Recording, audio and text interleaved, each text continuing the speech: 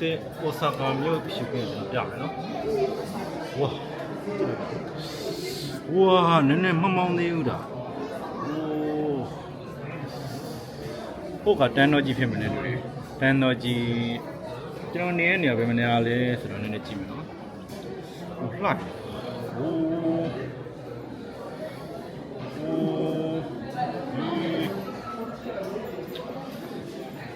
နှက်လိုက်ပြမယ်နော်ကျွန်တော်ရှစ်ဆန်တော်တော်လေးထူးကြတယ်အပေါ်ဒီမှာလှေသင်းရှိမယ်အပေါ်ကနေငားမြတဲ့ပုံစံလေးတွေပြထားတယ်ဒီမှာဖန်ကိတ်လေးတွေအယုတ်ပုံစံလောက်ထားတယ်ဒီနောက်မှာဖက်ကလေးအားလုံးမင်္ဂလာခင်ဗျာအခုကတော့ကျွန်တော်စတန်ကောက်ခုဆိုတဲ့မျော်စင်းရှိကိုရောက်ရှိနေတာဖြစ်ပါတယ်ခင်ဗျာကျွန်တော်တို့အထဲမှာဘာတွေရှိမလဲဆိုတော့လိုက်ကြည့်အောင်အားလုံးတို့သွားကြမယ်ခင်ဗျာမဆိုင်းပုံနဲ့ဝါမျိုးစင်းရောတော်တော်လေးမြင့်တယ်ဒီရှိရမှာဆိုင်းပုတ်လေးနဲ့ဒီတာဝါလေးအိုဆာကာရဲ့အထင်ကြီးနေရာလို့ပြောလို့ရတယ်ဒီမှာသူများရေမှာဓာတ်ပုံလေးရိုက်နော်ဒီပုံနဲ့တွေ့လိုက်ရတာတော့ဒီမှာလေဘယ်လိုပြောမလဲဒီ animate ဓာတ်ပုံတွေမှာမြင်နေကြပုံစံလေးတွေထဲမှာစိတ်ဝင်စားတဲ့အများကြီးခင်ဗျဒီနောက်မှာဓာတ်ပုံတွေကတော့ဒီမှာဓာတ်ပုံတွေကအရင်ရှယ်ရိုက်ကြတာနားလို့လေโอเคဒီတာဝါကြီးอ่ะလေဘယ်နဲ့ထက်လဲရှိမလဲဆိုတော့အားလုံးပေါင်း9ထက်ရှိတယ်လို့သိရတယ်ဒီလှမ်းမြင်နေရတဲ့ရှေးကအထက်နှိမ်လေးကစားသောက်ဆိုင်လေးတွေရှိမနေတွေ့တယ်တခြားတော့မသိသေးဘူးလိုက်ကြည့်မယ်ခင်ဗျာဒီလိုပုံစံလေးဆိုင်လေးတွေကဒီလိုပုံစံလေးဒီပေါ့လေဒီတာဝါရှိတဲ့နေရာတစ်ဝိုက်ကိုကြတော့သူကကဘာတစ်ပုံစံမျိုးလေးလို့ပြောကြတယ်စိတ်ဝင်စားတဲ့တွေဟောဒီနောက်မှာအများကြီးပဲဒီကျွန်တော်လာခဲ့တဲ့လမ်းလောက်မှာဆိုင်လေးနည်းနည်းပါးရှိမယ်လို့ရှိမှလူတွေတက်ပုံရိုက်နေကြတယ်โอเคရှေ့ဆက်သွားမယ်လူကတော့ဒီနေ့ဘာနေ့ပါလဲဗုဒ္ဓဟူးနေ့ရန်တော့မများဘူးနော်ပုံမှန်လောက်ပဲလို့ပြောလို့ရတယ်ဒီမှာနိုင်ငံသားအများစုလာလေကြတော့ဗောလေဆိုတော့ဒီတာဝါကအဓိကခီးသွားဆွဲဆောင်တဲ့နေရာဖြစ်နေတာဗောလေဟွာအောက်ကအခြေအနေဗောလေလူကတော့မများဘူးဒီနေ့လေဒီမှာတာဝါဘောမောကြည့်နေကြတယ်ဆိုင်ပုံစံလေးတွေတော်တော်ချစ်ဖို့ကောင်းတယ်ဆိုင်ပုံစံလေးတွေဒီဆိုင်ဘာဆိုင်လဲဆိုတော့ကျွန်တော်ဘယ်လိုပြောရမလဲဂျပန်လိုဆိုခူရှိခါဆူလို့ခေါ်တယ်သူ့ကိုကြတော့ဒီအိုဆာကာရဲ့ပေါ့လေနာမည်ကြီးအစားအစာတစ်မျိုးပေါ့နော်သူကတမ်ပူရာလိုပုံစံမျိုးကိုသူကအပေါ်မှာပေါင်မုံလေးနဲ့ကတ်ထားတဲ့ပုံစံလေးအခုကျွန်တော်ဒီနေ့ကအပေါ်ဆုံးတက်မှာဆိုတော့ကျွန်တော်နည်းနည်းလေးမှောင်တဲ့အထိစောင့်လိုက်အောင်မယ်ဘာဖြစ်လို့ဆိုတော့ကျွန်တော်ဒီနေ့လာတာကလေညချိန်မှာမျောစင်မောတက်ပြီးတော့အိုဆာကာမြို့ရဲ့ရှူကင်းတွေကိုကြည့်မှာဖြစ်တဲ့အတွက်ကြောင့်နည်းနည်းလေးမှောင်တော့စောင်းအောင်မယ်အဲ့ဒီမတိုင်ခင်ကျွန်တော်တို့ဒီပေါ့လေဒီနားတဝိုက်ရဲ့စားတောက်ဆိုင်အခြေအနေကိုနည်းနည်းလေးပတ်ကြည့်ကြမယ်ကျွန်တော်နေဟုတ်လက်မှတ်ကဒီရောက်ဝယ်ရမှာနေတွေ့တယ်ကျွန်တော်စုံစမ်းကြည့်ရတော့သူကပေါ်တက်ဖို့လက်မှတ်ကရန်900လောက်တော့ရှိမယ်လို့ပြောတယ်နေကလက်မှတ်ဝယ်ဖို့တန်းစီနေကြတယ်ညတော့ချင်းနေပါဘယ်ခေါ်လို့ရှိရ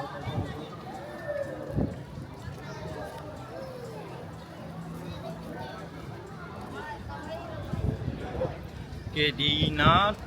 တော့မှရှိရကျွန်တော်ဆိုင်လေးတွေတော့ပတ်ကြည့်ကြမယ်ကဲမလူကတော့အရင်မများဘူးလို့ပြောလို့ရတယ်ဒီနေ့ကလူနေတာနောက်မှာရေခဲမုံဆိုင်လေးရှိမယ် ရေခဲမဆိုင်လေးရှိမယ်ဟာရေခဲမလောက်တာနည်းနည်းတော့ကြည့်အောင်အော်ရေခဲမလောက်တာနည်းနည်းတော့ဆက်စစ်ကြည့်အောင်ကျွန်တော်နဲ့ဒီမှာဘယ်လီကန်ဆိုတဲ့ပန်ကိတ်လေးတွေရှိမယ်ပြီးတော့ရေခဲမုံလေးတွေရှိမယ်ကဒီရုပ်ကလေးကနည်းနည်းလေးထူဆန်းတယ်ဒီရုပ်လေးကလေသူကဒီတာဝါကြီးရဲ့လေသူက၄တက်မြောက်မှရှိမိနေတူတယ်၄တက်မြောက်မှရှိမိနေသူကဘယ်လိုလဲရုပ်ပွားတော့ပြောရရုပ်ပွားတော့တစ်ခုဟုတ်လေအဲ့၄တက်မှာဆိုရင်ဒီရုပ်ထူရှိမှာဆူတောင်းကြတယ်လို့တော့ဖတ်ဖူးတယ်ပေါ့လေဒါဘယ်လိုအခြေအနေရှိမလဲကျွန်တော်မသိသေးဘူးအဲ့ဆိုင်ထိုင်စားလို့ရတဲ့နေရာလေးရှိမယ်ကျွန်တော်ရဲ့ရှေ့မှာဆိုင်ကစိတ်ဝင်စားတဲ့ဆိုင်လေးတွေအများကြီးပဲဒီရှေ့မှာခဏနေကျွန်တော်နဲ့လိုက်ကြည့်ကြမယ်အခုကဒီမှာဒီရဲ့ဟာဝါကိုနည်းခဏကြည့်လိုက်ပါဦးဒီဒါကဘယ်နှစ်ထပ်မြောက်လဲနှစ်ထပ်မြောက်မှနဲ့တူတယ်သူတို့ခုံစင်းနေကြရတယ်နဲ့တူတယ်ဒိုင်ပင်လောက်ပြီးတော့မဘောကလက်တွေပြနေကြလက်နေပြနေကြဒိုင်ပင်လုံးလို့ရတယ်လို့ပြောတယ်ဒီအဘောကနေပြီးတော့ခုံချတဲ့ဘယ်လိုပြောမလဲဒိုင်ပင်ခုံချတဲ့အတွေ့အကြုံပေါ့လေယူကြတယ်နည်းနည်းဈေးကြီးမယ်လို့တော့ကြားတယ်ဈေးကြီးမယ်လို့တော့ကြားတယ်ကျွန်တော်ဖတ်လိုက်ရလို့ရန်3000လောက်ရှိပြီလို့နည်းနည်းဈေးကြီးတယ်ဒီနောက်မှာရှိတဲ့ဈေးဆိုင်တိုင်းတချို့ကျွန်တော်တို့သွားကြည့်ကြမယ်နော်ဒီဘက်ကနည်းနည်းလေးဘယ်လိုပြောမလဲငါပုံမှန်လောက်ပါပဲနည်းနည်းထူးခြားမရှိဘူးဒီရှေ့မှာဒီဈေးတိုင်းနောက်နေသွားကြမယ်ခင်ဗျာဟိုဓာတ်ပုံရိုက်နေကြတယ်ဒီမှာအများကြီးအားမလောဆန်ဆိုင်ရှိမယ်ဒီမှာဟောမှာဆရှိလဲနေဟောနေတာသူ graphic ပုံစံနဲ့လှတယ်နော်သူစိုင်းကြောညာပုံတော့အဲ့လိုမျိုး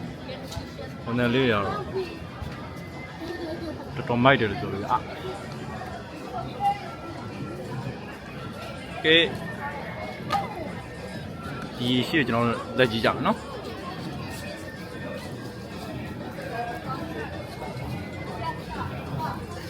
โอเคဒီဆိုင်နည်းနည်းလေးလို့ချက်ကျွန်တော်ရှင်းမှာရောက်နေတဲ့ဆိုင်အပေါ်ဒီမှာလှေသင်းရှိမယ်အပေါ်ကနေငားမြတဲ့ပုံစံလေးတွေပြပါမယ်ကြည့်ရတော့အဲမှာသူကငားရှင်တွေလွတ်ထားပြီးတော့အဲ့ဒါကိုငားမြခိုင်းတဲ့ပုံစံဖြစ်မှာ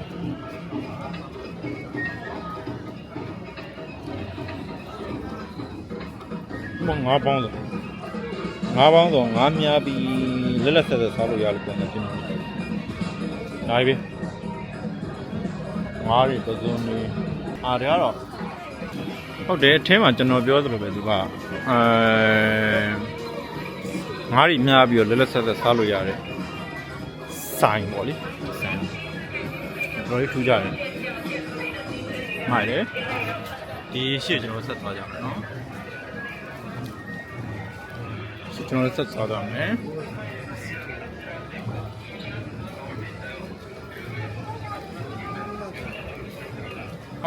ဒီမှာ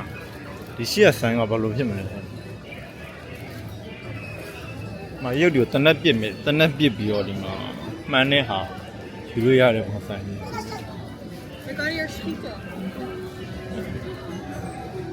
ဒီဘီကောင်းလို့လားဒီရှိမှာပါမှာတာကိုယာကီလို့တော့ခေါ်တယ်သူကဘာပါလဲအထက်မှာဘာပါလဲဆိုတော့အထက်မှာရေပွဲလေးတွေမှာတုံးထားတာလေးရေပွဲလေးတုံးထားတယ်ပြီးတော့ရေပွဲလေးတုံးထားပြီးတော့ကိုကဘယ်လိုပြောမလဲဂျုံမုတ်ပုံစံမျိုးနဲ့လုံးထားတဲ့ပုံစံလေးတာကိုယာကီရတဲ့ကျွန်တော်ဘိုင်းမစားတဲ့အတွက်မစားတော့ဘူးကျွန်တော်တို့ရှစ်ဆက်သွားမယ်ဟောရွေးရမ်းမများလို့ပြော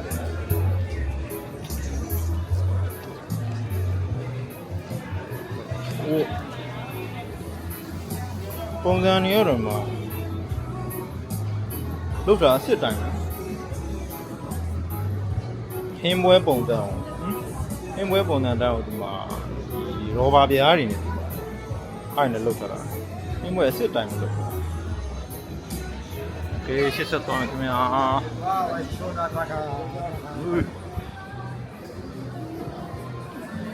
ဆိုင်နေရလည်းနည်းနည်းများ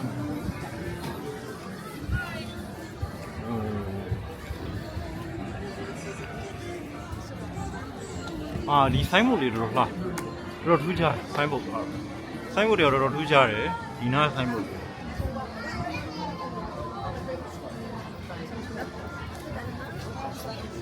ပယ်လီကန်ရုပ်ထုโอ้လှတယ်ခင်ဗျာနားလေးမှာလှတယ်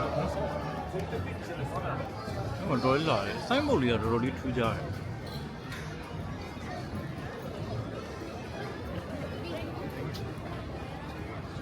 အိုင်မိုလီကတော့ထူးခြားတယ်ဒီနေ့လူမများတာလို့ပြောလို့ရတယ်ဒီမှာခါတိုင်းစီညမဟုတ်ဘူးအများကြီးစားတော့ဆိုင်ဒီနားကဆိုင်လေးတွေတော့ဒီလိုပုံစံလေးတွေအများစုပါတယ်ကဲဒီကျွန်တော်တို့ဟိုဘက်ရှေ့ကိုဆက်သွားကြမယ်ဒီမျော်စင်ကြီးကိုဝေးရတယ်ဒီမှာတပ်ပုံရေးကျတယ်ဝေးကနေလမ်းကြည့်ရတော့ရင်းမိုက်တယ်အဲ့တော့ဟိုရှိရတယ်ဟိုရှိကိုကျွန်တော်တော့ဓာတ်ပုံရိုက်နေကြတယ်ဒီကလာရရော်ရီလို့လာတယ်ဒီကဓာတ်ပုံရိုက်ကြတော့တော်တော်လေးထူးကြတယ်ဓာတ်ပုံရိုက်နေတာဟိုဒီဘက်ကိုတစ်ချက်ကြည့်မယ်နော်โอเคရိုးလေးထူးကြအဲ့မှာဓာတ်ပုံရိုက်လေးတွေတော်လေးများတယ်မိုက်နော်ဒီနားကြည့်ရတော့တော်လှတယ်ကောင်းကင်ကြီးကလည်းပြားနေတယ်ဆိုတော့မိုက်တယ်ဟိုးဘောကနေငေါလို့ကြည့်ကြမယ်ဟိုးဘောနေကြည့်ကြမယ်ဘယ်လိုနေမလဲဘူး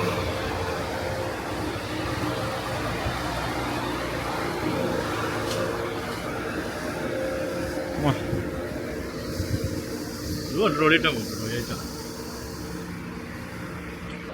โอเคရောက်ပြီကျွန်တော်တို့နောက်လည်းကြည့်ပြီโอ้မိုက်တယ်ကွာရှူကင်းကရှယ်ပဲ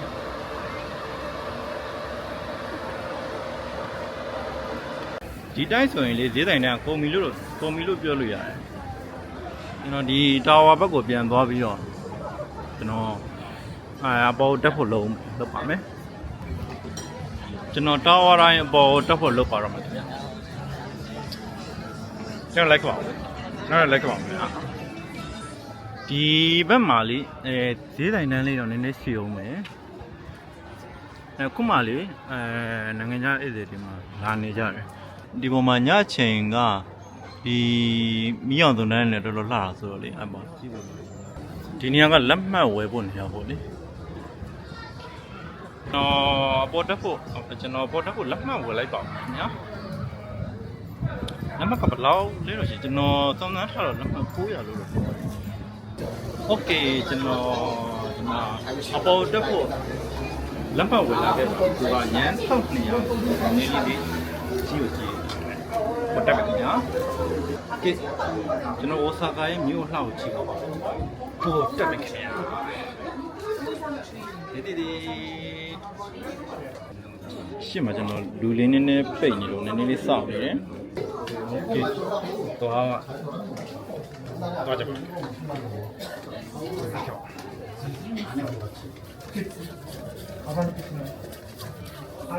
ော်တော်များတယ်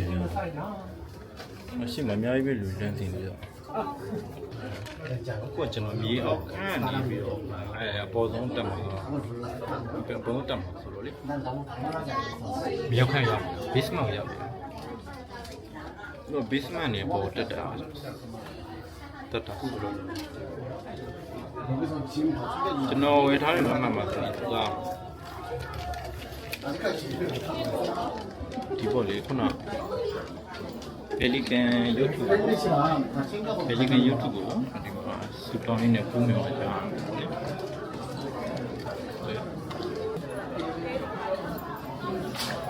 ဒီမြေရောက်ထက်မှာတော့ဆိုင်လေးနည်းနည်းပုံမှန်ရှိမယ်ပြင်ဆင်လေးတော့မှ entrance tower entrance ရေးထားတယ် tower ဝင်ပေါက်ရေးထားတယ်ဒါကကျွန်တော်ပထမဆုံးတွေ့ကြုံတာကဲကျွန်တော်ဒက်လီကထိရောက်တော့မယ်ခဏလေးစောင့်နေတယ်ဒီရှေ့မှာကျွန်တော်လူက20-30တော့ရှိနေတယ်ခဏလေးစောင့်နေအဲ့ဒီစိတ်လို့ရှားစီအောင်မယ်နေတယ်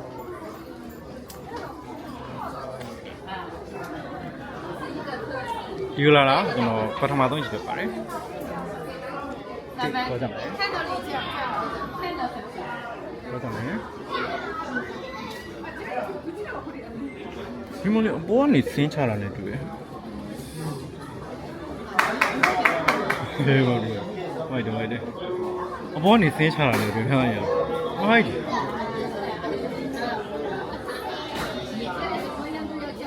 အပေါ်ဆုံးတော့မဟုတ်တော့ဘူးကျွန်တော်ထင်တော့လေဒီပေါ့နှစ်ထပ်မြောက်ကနေတွေ့တယ်ဘာနေခင်းချတာ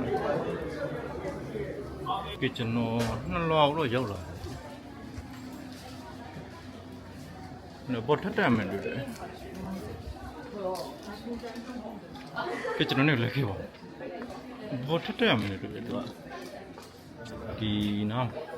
ရှိမှ view လေးရဟာဘာဒီဒီချင်းနေတွေ့ဘူရာရီပြထားတာတော်ရလာတယ်ဒီမှာရုပ်ရှင်ပိုစတာတွေပြထားတယ်တော်ရလာတယ်တိုကျိုကျွန်တော်အပေါ်ဆုံးသွားမှာဆိုတော့80သွားမယ်ဒီထဲမှာတော်ရလာလမ်းညဆိုင်မှုလေးပြထားဒီမှာကတော့ observatory street တို့ဘူးထားလမ်းညွန်လေးဒီတော့ကျွန်တော်ပေါ်ဆုံးထပ်တက်မယ်နော်ဒီနှစ်လွန်မှာတော့ဒီမှာအယုတ်လေးတွေပြထားတယ်ဟောဒါဝိုင်းဗာလဲမျက်နှာဖုံးလေးလေးရှိမျက်နှာဖုံးလေးလာဒီနှစ်လွန်ကတော့ဒီလောက်ပဲမီးပုံးလေးတွေလာဆင်ရပါရှိကဲသုံးပါရောက်မယ်နေတွေ့တယ်ပြလိုက်ခဲ့ပါပုံစံကလေဘယ်လိုလဲဆိုတော့basement နေပြီးတော့အထက်တန်းကိုသွားမယ်ပုံစံလို့လုပ်တာတစင်ကြီးတက်သွားမယ်ပုံစံမျိုးလေဒီတာဝါကြီးတစ်ခုလုံးလေးလာရတဲ့ပုံစံလုပ်ထားတာကျွန်တော်တက်လေကားထဲမှာရုပ်တယ်မိပိတ်သွားတယ်ဝါအပေါ်မှာရွာတော့နေတယ်တော်ရရင်ရုပ်တရက်ဟောထိုးတက်လာတဲ့ပုံစံပြထားတယ်ဝါ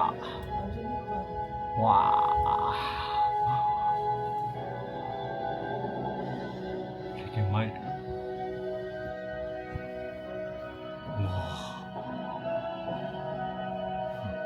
Okay.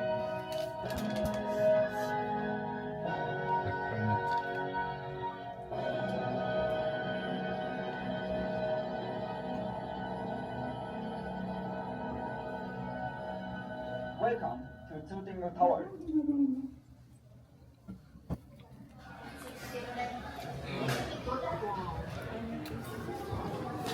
အခုကလေ3လောင်မဟုတ်4လောင်ရ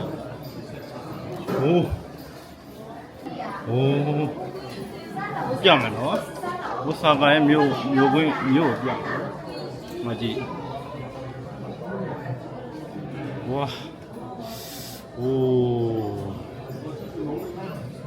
မြင်တော့စောင်းရမိုက်တယ်ဗျာ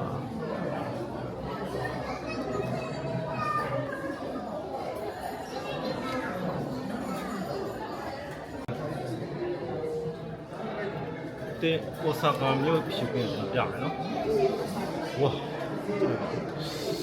ဝါနည်းနည်းမမောင်းသေးဘူးဒါဟုတ်ကတန်းတော်ကြီးဖြစ်မနေလို့တန်းတော်ကြီးကျွန်တော်နေရနေရပဲမနေရလဲဆိုတော့နည်းနည်းကြည့်မယ်နော်လှလိုက်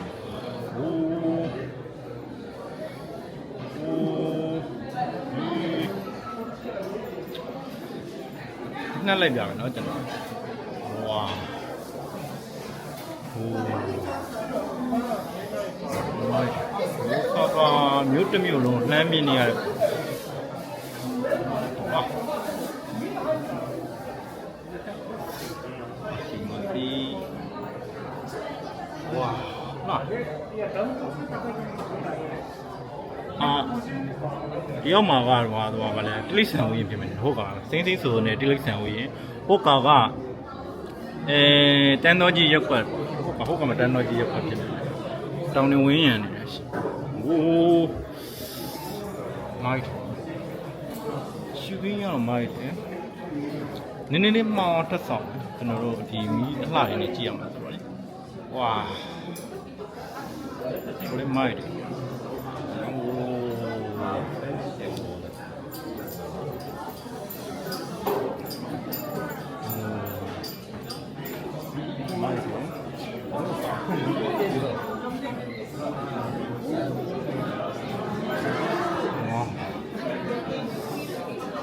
ျွန်တော်တစ်ပတ်လေလိုက်ပြတယ်ပတ်လေလိုက်ပြဝါဟာနည်းနည်းလေးမေးကြည့်အောင်ဝါတပ်မှန်နေရှင်းမှန်န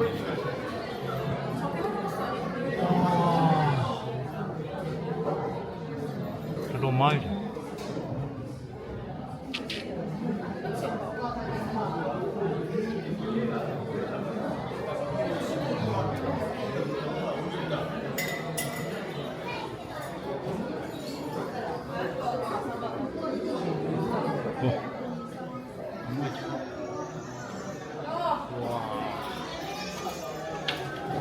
တစ်ပတ်လုံးပြီးသွားပြီဗောလေ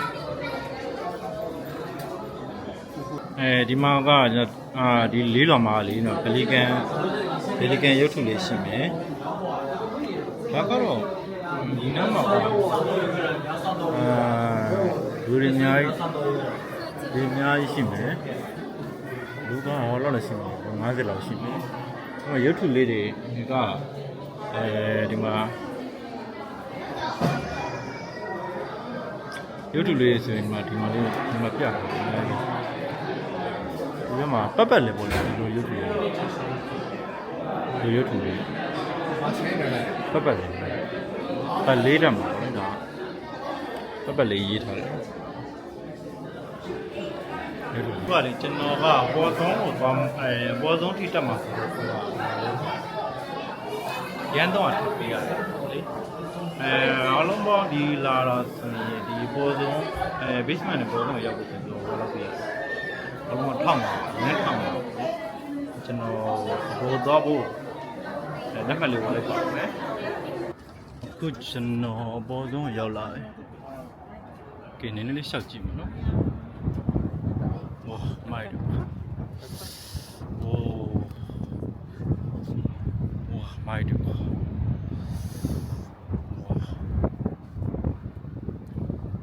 ါ်ဆုံးက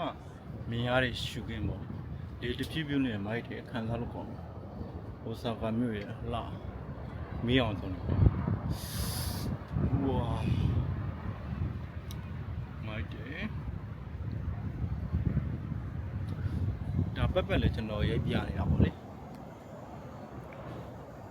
ဒီလိုထိုင်လို့မိုက်တယ်ရှယ်ပဲပတ်လေကျွန်တော်ရိုက်ပြမယ်ဝါမြင်ရပုံသားပေါ့နော်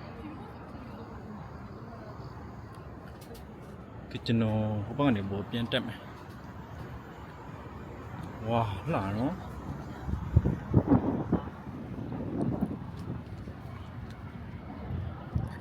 ဝါဟိုမလေးညဘောတော့တက်ဘောတော့တက်ဘောတော့တက်ကြည့်မယ်ဝါ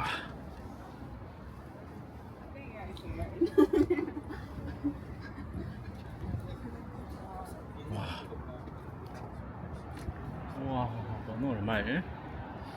这帮那里，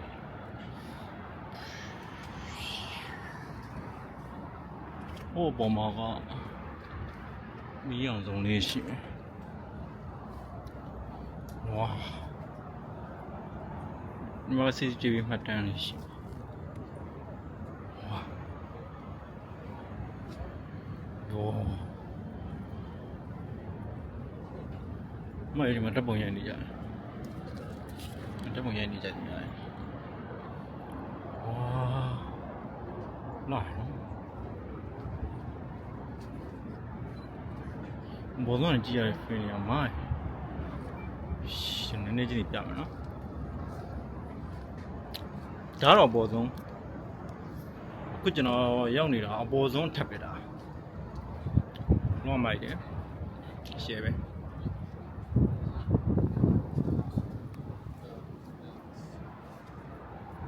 ဝါတော်တော်လေးလာမြင်ရတဲ့ရှူကင်းကတော်တော်လေးမိုက်တယ်ကျွန်တော်ဒီရောက်လာတာနည်းနည်းလေးနောက်ကျသွားတယ်ဗျအချိန်ကလေကျွန်တော်8နာရီထိုးပိတ်တာဆို8နာရီထိုးတော့မယ်ဆိုတော့ကျွန်တော်လာလိုက်တာနည်းနည်းလောက်ကြပါတယ်ကျွန်တော်အချိန်ရသလိုတွေနည်းနည်းရိုက်ပြမယ်ပေါ့လေဒီအပေါ်ဆုံးထပ်ကတော့မိုက်တယ်နော်ဝါကောင်းကင်ကြီးနဲ့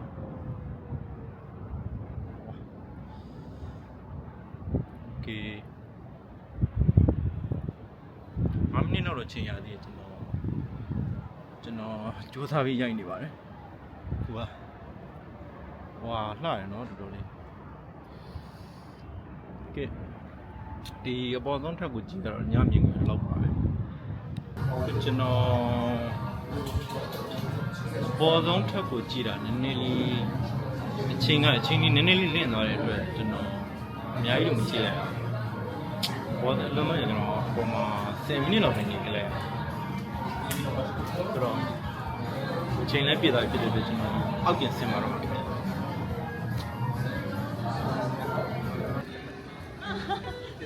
အားလုံးပဲကျွန်တော်အခုကအောက်ပြန်ဆင်းလာပါပြီဒီနေ့ကလေကျွန်တော်စွတ်တန်းကောက်ဆိုတဲ့မျိုးစင်ကြီးရဲ့အပေါ်ဆုံးထက်တည်ကျွန်တော်သွားခဲ့ပါတယ်ခင်ဗျာ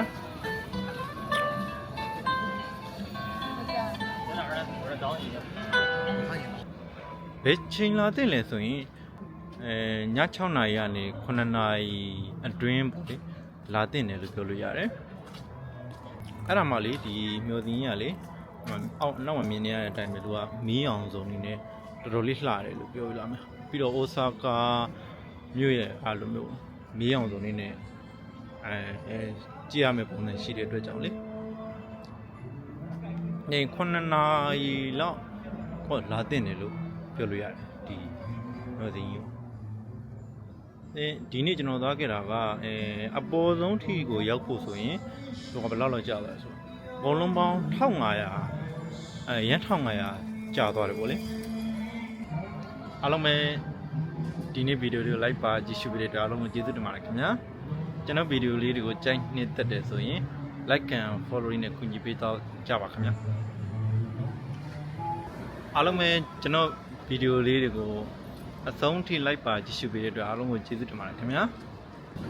ကဲနောက်ဗီဒီယိုမှာပြန်လည်ဆုံတွေ့ကြမယ်အားလုံးပဲကျေးဇူးတင်ပါတယ် bye bye